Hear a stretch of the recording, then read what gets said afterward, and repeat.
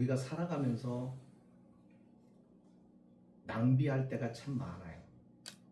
시간도 낭비하기도 하고, 돈도 낭비하기도 하고, 재능을 낭비하기도 하고. 이렇게 보면은 낭비하는 것들이 참 많다는 생각을 합니다. 그런데 문제는 우리가 낭비한다고 생각을 않고 살아가요. 근데 이 낭비했다고 하는 것이 이제 언제 그것을 알게 되느냐면 우리의 인생이 다 이제 끝나갈 때. 그러니까 사실 그런 것 같아요. 나이가 들고 그러면서 점점 늙어가면서 이렇게 죽는 것은 복인 것 같아요. 왜요? 인생을 돌아보면서 딱 정리할 수 있는 시간들, 되돌아보면서 내가 못한 것, 내가 잘못한 것, 내가 틀렸던 것들을 바로잡을 수 있는 마지막 기회를 하나님이 주시는 게 아닌가 하는 생각을 해봐요. 그러다 보니까 젊었을 때는 열정도 있고 막 혈기도 있고, 이게 뭐냐면 앞뒤를 가리지 않고 막 달려가는 거예요. 그러다 보니까는 생각이 깊지를 못하고 즉흥적으로 아니면 감정적으로 또 이 상황에 따라서 행동할 때가 참 많아요. 그래서 실수도 많고요. 그러나 나이가 들면은 이 모든 것들이 차분해지고 정리가 돼요. 그렇게 보면은 후회되는 것들이 생기죠. 그것이 뭐냐면 낭비된 것들이에요. 이렇게 했으면 참 좋았을 텐데. 자, 그런데요, 오늘 본문에 여기 두 사람이 주님 앞에 가장 뚜렷하게 등장을 합니다. 한 사람은 마리아라고 하는 여인이고, 또 한 사람은 예수님의 제자, 예수님을 팔아먹었던 그 바로 제자 가룟 유다가 여기 서로 이렇게 비교되어 나오는 것을 볼 수 있습니다. 자, 장소는 어디냐면 베다니 마을입니다. 베다니 마을은 예루살렘에서 아주 가까이 있는, 걸어서 반나절도 안 걸리는 거리에 있는 그런 작은 마을입니다. 예수님이 갈릴리에서 예루살렘 이쪽 유다로 내려오셔서는 유다의 그 예루살렘에 있다 보니까 많은 말씀들도 전하고 막 사람들의 공격도 받고 질문도 받고 막 여러 가지 일들 하는 게 지치잖아요. 그러니까 그 지친 몸과 마음을 때로는 이 베다니 동네 마을에 와가지고 주님께서 쉬기도 하시고, 거기서 누구를 만나냐면 오늘 본문에 소개되어 있는 삼남매를 만나요. 그러니까 예수님과 아주 가까운 관계를 맺고 있었던 가정이에요. 오라버니는 나사로고, 또 언니는 마르다고, 동생은 마리아입니다. 이때 예수님이 베다니에 오셨어요. 오신 이유가 뭐냐면 초청을 받은 거예요. 요한복음엔 소개되고 있지 않지만 마태나 마가는 그 초대한 사람을 소개를 해요. 그가 누구냐면 문둥이였던 사람이에요. 시몬이라는 사람인데, 그 사람의 집에 이 시몬이 예수님을 초청을 했는데, 그 시몬의 집이 어디 있냐면 바로 베다니 마을에 나사로 동네에 있었던 거죠. 그래서 예수님께서 여기에 오셨어요. 근데 그때가 언제였냐면 유월절을 지키기 전에 바로 6째 날 전, 그러니까 6일 전이에요. 그러니까 이제 점점 이 유월절 절기를 지키려고 사람들이 예루살렘도 많이 오고 막 분주해지는 막 그런 시점에 예수님께서 유월절을 위해서 오십니다. 그런데요, 이 유월절에 예수님은 고난과 십자가를 지셔요. 여기 상당히 의미 있습니다. 유월절이라고 하는 것이요.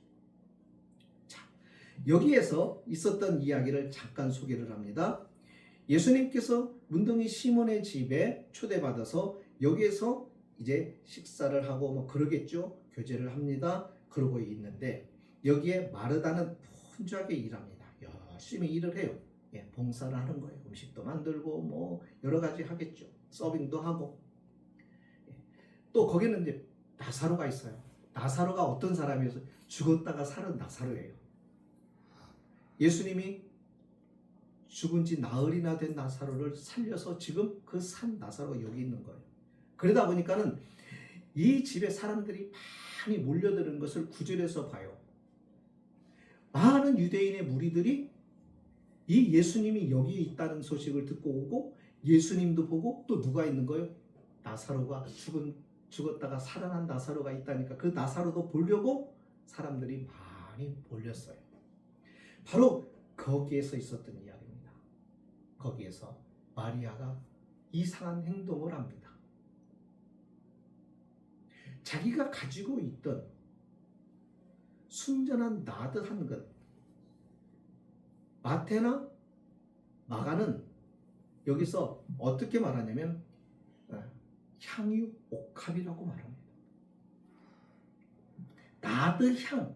나드향이 나는 그 향을 한 근 정도를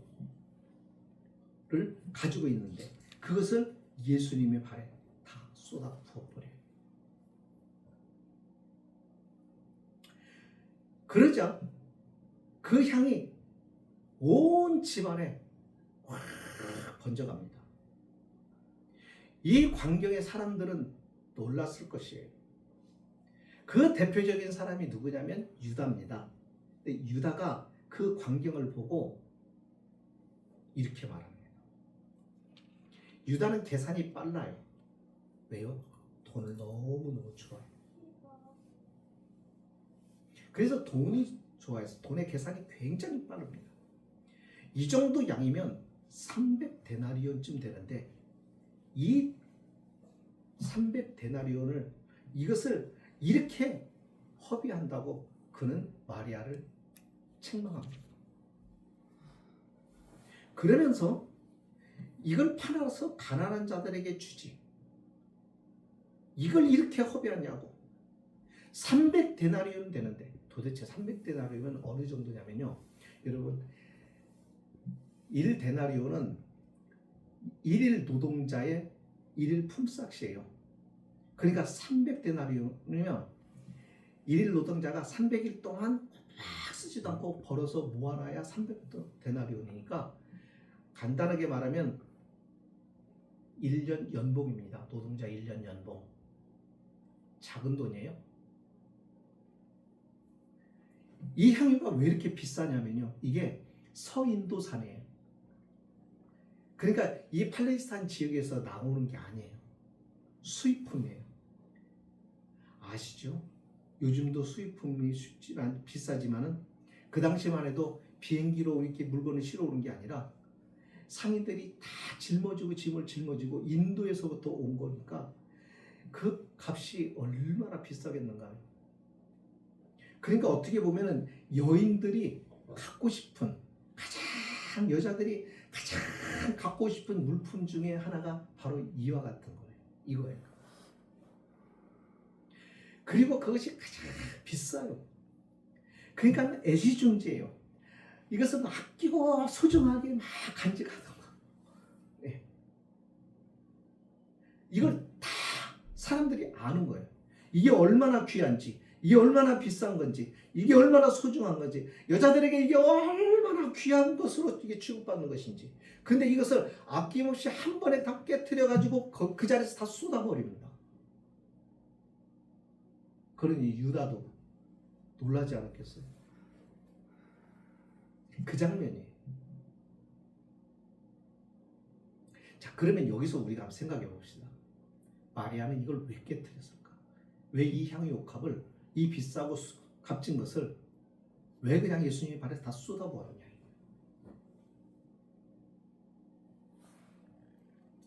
여러분, 이거 쉽지 않습니다.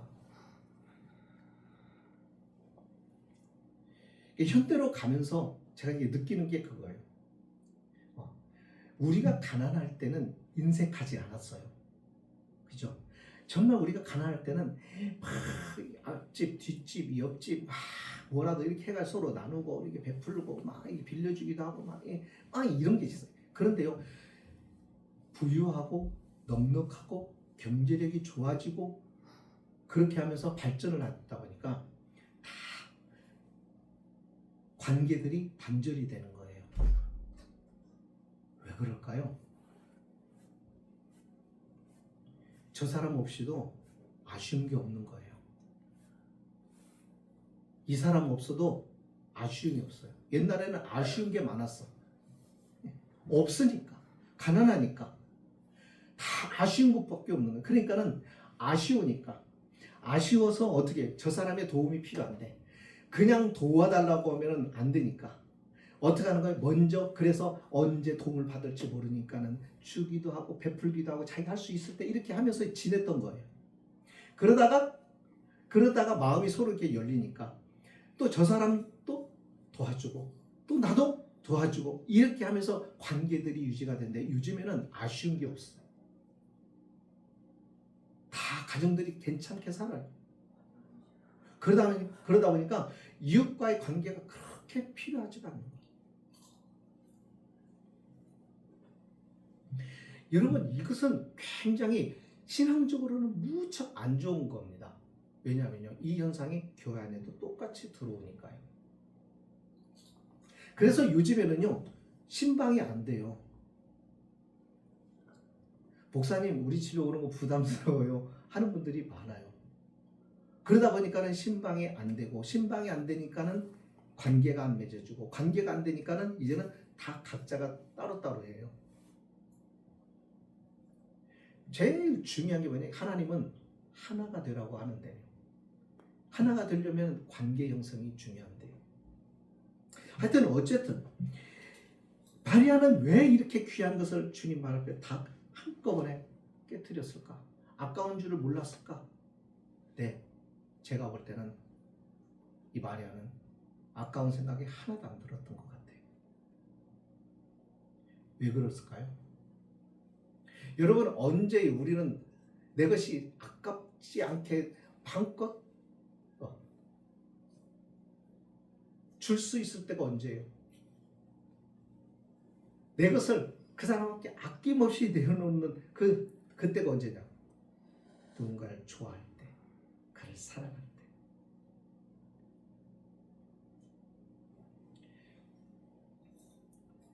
결혼하지 않고 혼자 살면 그렇게 열심히 죽으라고 돈을 벌 필요도 없습니다. 네. 하루하루 산다고는 그렇게 힘든 거 아니에요, 사는 게. 근데요, 왜 이렇게 막 죽동살동 모르게 그렇게 돈을 벌려고 하느냐면 자식이 있으니까 그런 거예요. 그렇잖아요. 그렇게 해서 자식들을 키웁니다. 먹이고 입히고 교육시키고. 그런데 그 돈이 아까우신가요? 전혀 아깝지 않죠. 그죠? 왜요? 사랑을. 네. 오히려 잘 먹는 입 쳐다보고 있으면 너무 행복한 거예요. 예. 더 주지 못해서 안타깝죠. 그게 사랑이라고요. 마리아는 주님을 그렇게 사랑한 거예요. 그것은 마리아가 일방적인 사랑이 아니라 주님의 사랑을 받았고 주님의 은혜를 맛봤고 그 은혜가 얼마나 소중하고 얼마나 귀하고 얼마나 아름답고 얼마나 자신들에게 복된 것인가를 알았기에 그 주님이 오신다고 하고 그 주님이 오신 것에 대하여 그는 그 주님께 드리는 것에 대해서 전혀 아까운 생각이 들지 않았습니다. 이것이 마리아예요.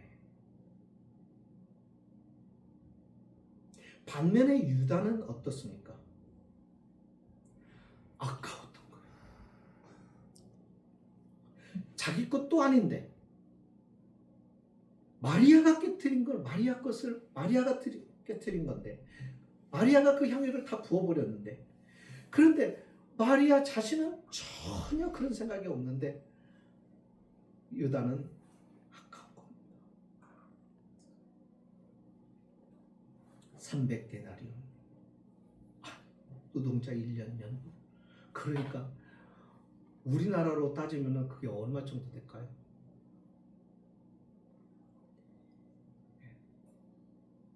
한 10만 원씩만 한다 해도 한 3천만 원 될까요?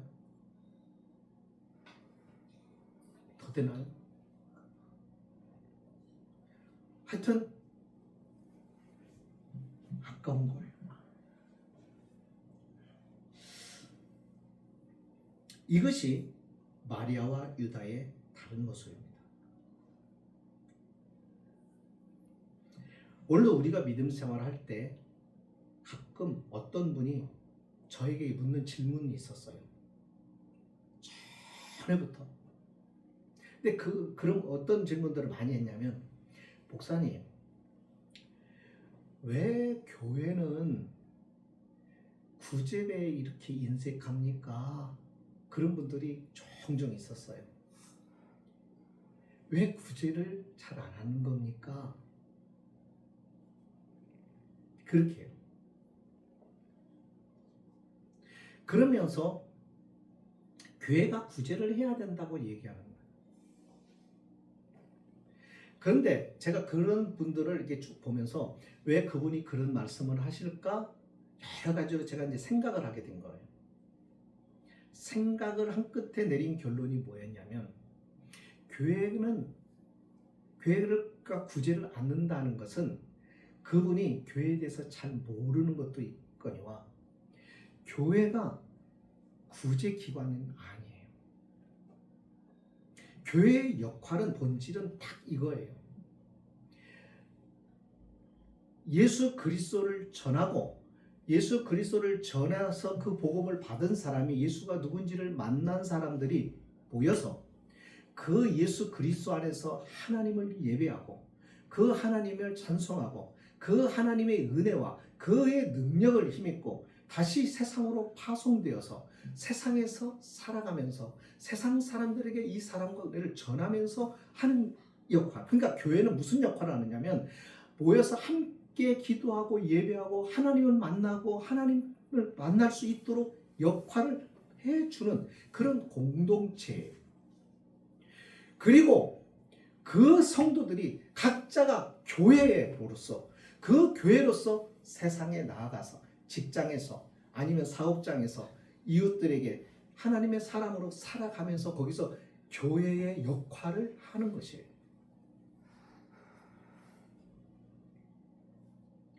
그러니까 성경 어디도 이런 말이 나와요. 교회를 통해서 구제하고 하는 것들이 소개가 안 돼요. 성경은 늘 뭐라고 얘기냐면, 너희가 해라, 네가 구제하라. 개인적으로 말해요. 개인적으로. 그러니까 오늘 우리가 살아가면서 누군가를 우리가 돕거나 누군가를 우리가 도와줘야 되는데, 교회 재정이나 회사의 재정이나 이런 것들을 가지고 이렇게 하는 것이 아니라, 항상 이것은 내 이야기예요.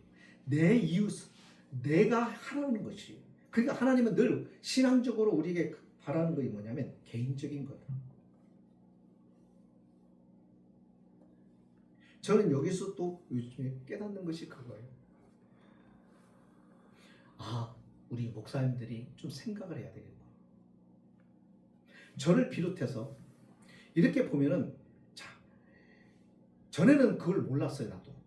그랬는데 참 깨닫는 게 참 많아요, 요즘에. 뭐냐면, 교회들이 이렇게 도울 때요,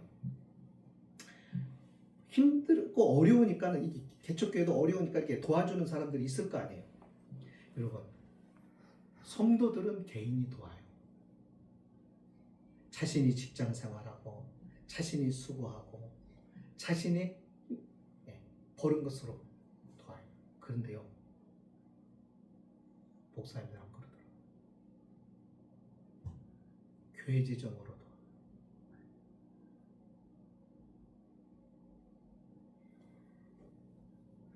이제 그걸 보면서 저도 생각을 하는 거예요. 나는 여기서 이런 걸 깨달아요. 유다의 경우를 보세요. 유다는 예수님의 제자예요. 여러분, 제자라고 하는 거 대단한 지위 아닙니까? 대단한 선택 아닙니까? 대단한 축복 아닙니까? 누가 예수님의 12제자 안에 들어갈 수가 있어요? 그러니까 예수 그리스도의 특별한 은혜와 사랑을 입은 자임에는 분명해요. 여러분, 이 제자의 이름이 제자가 얼마나 중요했냐면, 예수님 초창기, 다시 말하면 예수님이 이 땅에 하나님의 나라를 세우기 위해서 오셔서 어떻게 세워요? 당신의 생명으로 그 나라를 세운 거예요. 이게 교회예요. 자, 여기에 가장 중요한 역할을 한 사람이 12제자예요. 계시록에 가면은 나중에 이 세상을 하나님 다 심판하고 마지막 때 하나님께서 세우신 예루살렘 성에 거기 가보면은 사도의 이름이 12사도의 이름이 새겨지는데, 그 정도로 귀한 일을 하는데, 유다는 그렇게 영광스러운 자리를 해서 가장 어리석은 자로 전락을 합니다. 주님께 두어드렸는데 제자는 아까워하는 거예요. 그런데 여기 보면 마리아는 여인이에요. 지금의 여자들은 그래도 많이 신분적으로, 지위적으로, 또 인격적으로 존중받고 그렇지만, 이 당시만 해도 여자는 사람 수에도 치우지도 않았어요. 다시 말해 인간의 숫자에도 집어넣지 않을 당시, 여자가 여기 마리아 같은 경우 이 당시에 여자들이 직업을 가질 수가 없어요. 일할 만한 게 없는 거예요. 그러니까 남편이 죽거나 남자가 집안에 없으면 가난한 거예요. 그러니까 이 가난을 벗어나기 위해서는 방법이 뭐예요? 창녀로 빠지는 것밖에는 방법이 없는 거예요. 그래서 성경은 계속 뭐라고 얘기하느냐면, 고아와 과부를 돌아보라는 말을 계속 하는 이유가 뭐냐면, 돌보지 않으면 죽기 때문이에요, 그 사람들이. 그래서 돌보라는 거예요. 주님은 그걸 계속 성경을 통해서, 율법을 통해서 그렇게 가르쳐 왔다. 그러니까 여러분들 생각을 해보세요.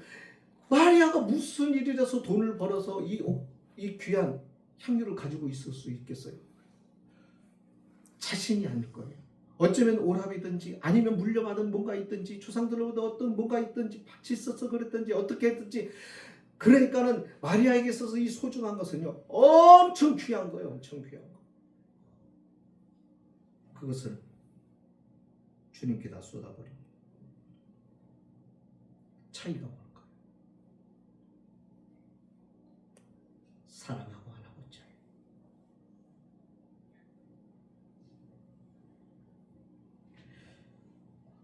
제가 아까 말씀을 드렸습니다. 왜 교회가 구제를 안 해요 하고 하는 사람들을 제가 많이 만나고, 목사니까 많이 이렇게 접하게 되잖아요. 그러면서 제가 그분을 살펴보는 거예요. 그러면 그분은 어떤가? 그분은 개인적으로 구제를 하나? 안 합니다. 없습니다. 여기 유다를 보세요. 이 향유를 어찌하여 300데나리온에 팔아 가난한 자들에게 주지 아니하느냐. 이렇게 여기서만 보면은 유다는 참 가난한 사람들 생각하는, 정말 애적 사랑이 많은 사람, 긍휼이 많은 사람, 구제하는 사람처럼 보이는데 전혀 그게 아닌 거예요. 성경이 그걸 밝혀줘요. 이 성경을 읽는 오늘 우리들로 하여금 이 유다의 말에 속지 말라 하고 가르쳐주는 거예요. 6절에 이렇게 말하면 가난한 자들을 생각함이 아니고 그는 도둑이라고. 그러니까 자신의 그 본색을, 자신의 그 본 속에 숨겨져 있는 것을 은근히 자신을 덮고 싶은 거예요. 우리 그렇게 표현할 때 많아요. 우리는 예외인가? 가만히 나도 생각을 해보는 거. 인간은 똑같아요. 막 어려운 척 얘기를 해요. 그런데 이렇게 가만히 그러다가 보면은 그럼 너는 그러고 나를 보면은 아닌 거예요. 이게 사람이에요.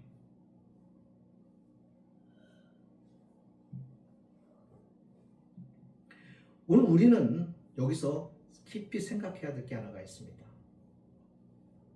우리는 많은 것을 얻고 누리며 살아갑니다. 자, 그것을 재투자도 하고 또 내가 사랑하는 사람을 위해서 사용도 하고 또 이것을 소중하다고 생각하고 그렇게 열심히 잘 사용하려고 하는데 낭비는 없는가? 있지요. 내가 진짜 여기서 잘 투자하면 이거 내가 큰 이득을 본다고 했다가 사기당하기도 하죠. 이 세상의 것으로는 이 세상까지밖에는 커버가 안 돼요.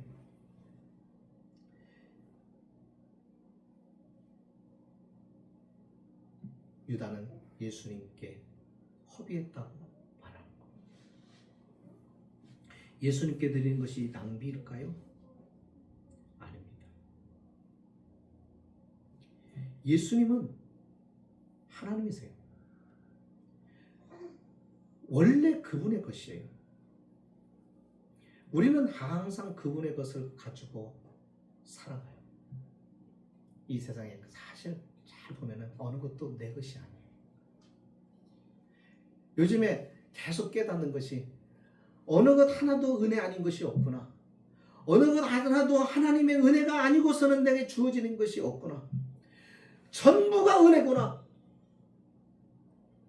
전에는 내가 열심히 하고 그리고 내가 뭔가를 했었기 때문이고 내가 어느 정도 이 정도 수준이 됐으니까고 내가 이렇게 누리는 거고 얻는 것이지 했는데 그게 아니더라는 걸 처음부터 끝까지 은혜예요. 세상에 이 내가 존재하는 순간부터 내가 이 세상 끝날 때까지 하나님의 은혜를 거두면은 이 세상은 다 전멸입니다.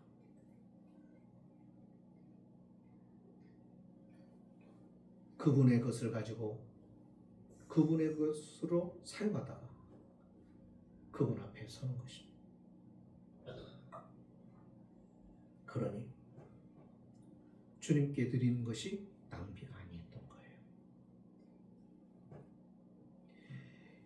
예수님은 하나로 딱 정리합니다.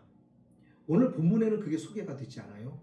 이 마리아에 대해서 뭐라고 얘기하냐면 마태나 또 마가복음에 이 동일한 내용을 결론이 뭐라고 얘기하는지 아세요? 유다를 꾸짖으면서 예수님이 하시는 말씀이에요. 나의 이 복음이 전파되는 곳에는 이 마리아의 이 행위도 함께 전파될 것이다. 이렇게 말해요.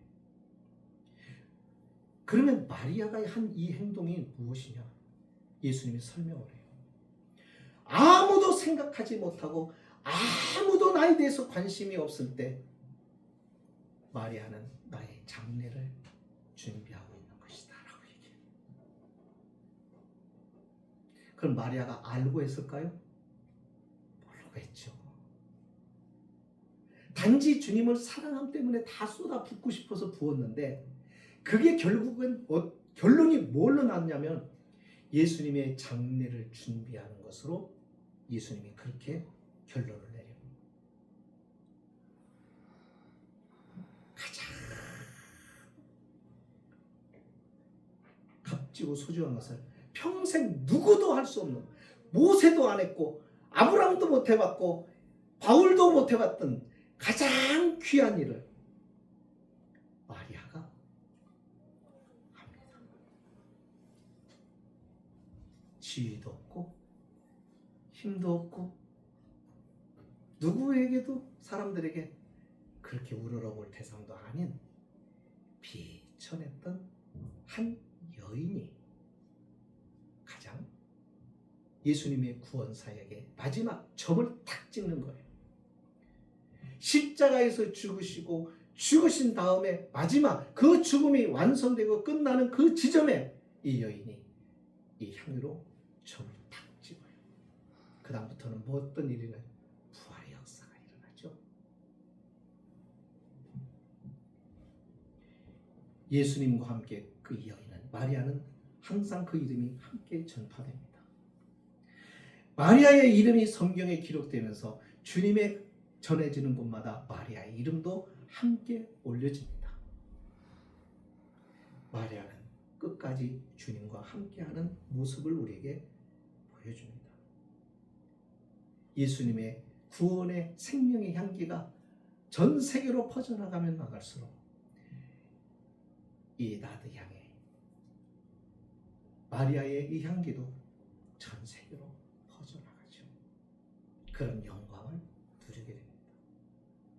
이런 낭비라면 할만하지 않을 거예요. 이것이 마리아의 모습이죠. 이것이 오늘 우리의 모습이어야 한다는 것이 성경이 가르칩니다. 유다의 모습이어서는 안 된다는 거예요. 그것은 낭비가 아니다. 내 인생을 허비하는 게 아니다. 믿음 생활하는 게 내 인생 허비하는 것 아니다. 시간 허비하는 게 아니다. 그건 허비가 아니다. 허비가 아니라 가장 값지고 소중한 투자다. 그걸 다 거둔다는 것입니다. 주님은 하나도 빼놓지 않고 다 거두어 줄 것입니다. 우리는 잊어버려도 그분은 절대로 계산을 흐리지 않습니다. 그렇다고 막 그것을 생각하고 이렇게 하는 건 아니에요. 그냥 순박해야 돼요. 예. 순박. 주님을 그렇게 사랑하면은 되는 거예요. 그러니까 신앙생활이 어려운 것은 아니에요. 사랑하면은 쉬워요. 다 쉽고 편하고 재밌고 즐겁고 행복한데 사랑 안 하니까 다 힘든 거예요. 피곤한 거예요. 어려운 거예요. 마리아를 통해서 우리가 느끼고 생각하는 것을 가슴에 품고 우리 기도했으면 좋겠어요. 어떻게 기도하냐면요. 마리아 같이는 난 못해요. 이게 아니라 마리아 같이 못하죠. 누구도 못해요. 그런데 신앙은 내가 하면은 안 되는 거예요. 하나님이 그 은혜를 주시고 사랑을 주시고 은사를 주시고 능력을 주시고 재물을 주시고 하나님이 주셔요. 하려고 하면은 주시는 거예요. 그러니까 우리가 그렇게 신앙생활을 해야 돼요. 하나님 나 지금 이렇게 못해요.